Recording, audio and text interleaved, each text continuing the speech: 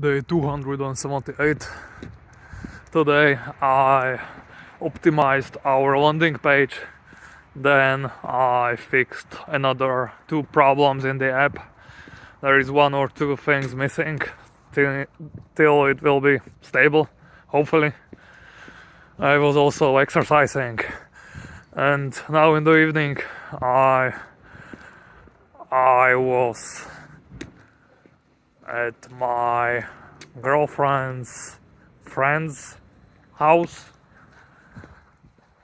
for a few hours. I had a glass of wine. They wanted me to drink more, but it would fuck up my gym progress, so I couldn't, and I'm quite glad I did not. Other than that, nothing. And that was my day.